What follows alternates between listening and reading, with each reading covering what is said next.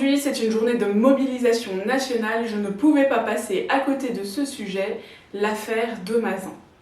Pour ceux qui ne savent pas ce qu'est l'affaire de Mazan, c'est vraiment que vous ne suivez pas du tout les informations et il serait peut-être temps de vous informer. Il s'agit malheureusement d'une dame qui a été donc sous soumission chimique, vendue, on pourrait dire, par son mari à des hommes qu'il trouvait sur internet pour qu'ils lui fassent tout ce qu'il souhaitait. Donc malheureusement, c'est une affaire de viol. Dans cette affaire, non seulement on constate que disons que ça met en lumière que les proches ne sont pas toujours bienveillants et que le mal ne vient pas forcément de là où on l'attend, mais également que le mal ne vient pas de la manière dont on l'attend forcément. Mais il y a plein de vidéos sur YouTube où vous entendrez parler de cette affaire, où on vous décrira cette affaire, où on vous décrira également la notion de soumission chimique.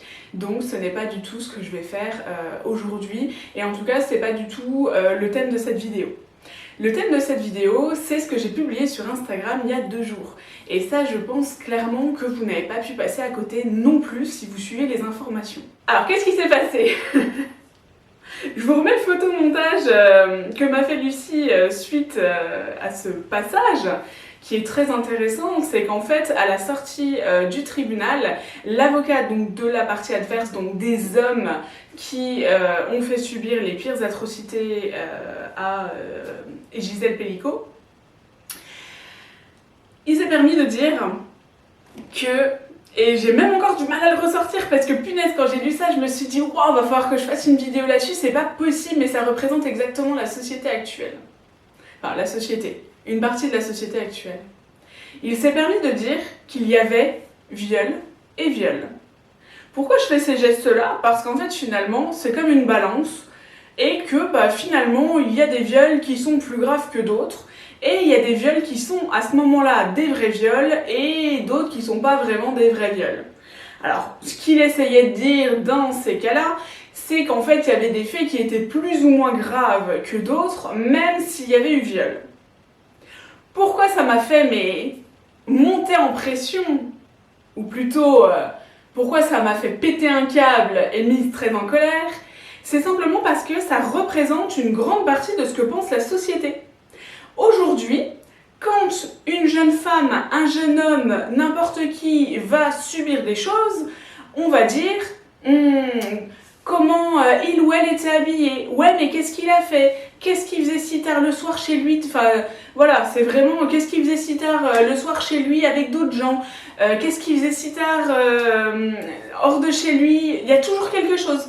Il y a toujours quelque chose, il y a toujours une bonne excuse pour que, mais quand je dis une bonne excuse, c'est pour que les gens considèrent d'abord l'agresseur avant la victime. Et vous allez me dire, ouais mais c'est pas dans tous les cas. Eh ben si, parce qu'on est dans une société qui est de plus en plus dans l'idiocratie. Quand j'entends par idiocratie, c'est qu'en gros on est dans une société où les gens ne vont pas réfléchir et où un mec qui est quand même avocat, donc qui a fait des études, va se permettre de dire qu'il y a viol et viol sans même avoir peur sur le coup et ça va lui sembler logique. Alors naturellement, j'appelle pas du tout à la violence envers cet homme, loin de là, laissez la justice faire son travail, mais on est quand même sur quelqu'un qui a osé affirmer publiquement devant les médias qu'il y avait viol et viol. Et moi je suis persuadée que sur le coup, ça lui a pas semblé si grave de dire ça. Que limite, il s'est senti légitime de sortir cette phrase et peut-être qu'il s'est senti même très intelligent. Et en fait, cette problématique nous amène à ce que les victimes vivent en permanence. Moi, dans le service ça va, il y a beaucoup de victimes qui me disent « Ouais, mais quand ça m'est arrivé, dont une il n'y a pas longtemps qui m'a dit on m'a dit c'est 50-50, c'est autant de ta faute que de la sienne. » D'où ça peut être de la faute de la victime. La justice ne dirait pas victime-agresseur si ça pouvait être de la faute de la victime. À un moment donné, il faut être très clair, les victimes n'y sont pour rien. Et pourquoi c'est très important? Parce qu'en fait, des victimes ne parlent pas à cause de cette idiocratie. À cause de ce côté de « ouais mais on sait pas ce qu'elle a ou il a fait pour que ça lui arrive ». Et ça, j'en ai déjà parlé plein de fois dans mes vidéos, mais il y a des gens comme ça qui arrivent et qui se sentent hyper intelligents en sortant des trucs comme ça, des théories complètement fumantes, Comme quoi ça pourrait, oui, être plus ou moins grave. Non, un viol est un viol, une agression sexuelle est une agression sexuelle, mais le gros problème, et c'est pour ça que les gens se permettent des propos pareils, c'est que c'est un crime qui n'a pas de corps. J'entends par là que quand il y a viol, quand il y a agression sexuelle, la victime est encore là, bien devant vous, en train de vous parler et de vous expliquer l'horreur qu'elle a vécue. Et finalement, on se dit, bah, elle a encore de la chance de ne pas être morte. Eh ben non, faut pas raisonner comme ça. Parce que moi, il y en a beaucoup qui ont raisonné comme ça dans mon affaire et bah, ça m'a amené quand même à faire plus de 9 ans de thérapie pour me sentir légitime en quelque sorte et ne plus culpabiliser de raconter mon histoire. Et on va pas parler de moi aujourd'hui, on va simplement parler de ce fait de société que beaucoup de victimes vivent. Si jamais, parce qu'en fait ça va nous amener à ce sujet également, si jamais parfois il vous arrive de sortir, bah finalement on va le dire, des dingueries pareilles et de vous sentir pas si stupide, ben va falloir commencer à réfléchir les gars.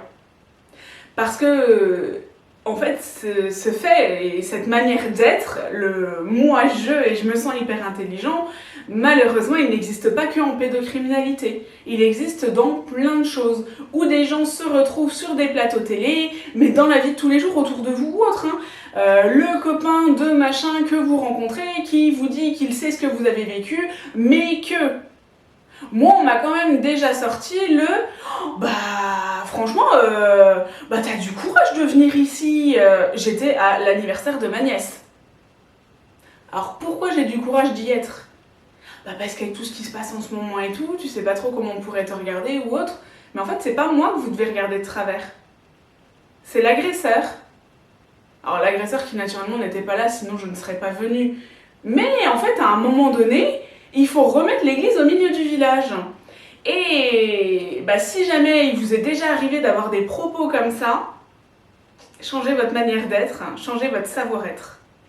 Parce que là, ça montre clairement, ça met en lumière cette capacité à se dire que concernant les victimes et puis concernant les affaires, on peut sortir tout et n'importe quoi. Et puis bon, c'est pas grave, on s'excuse derrière, on essaye plutôt de broder derrière pour essayer de se rattraper.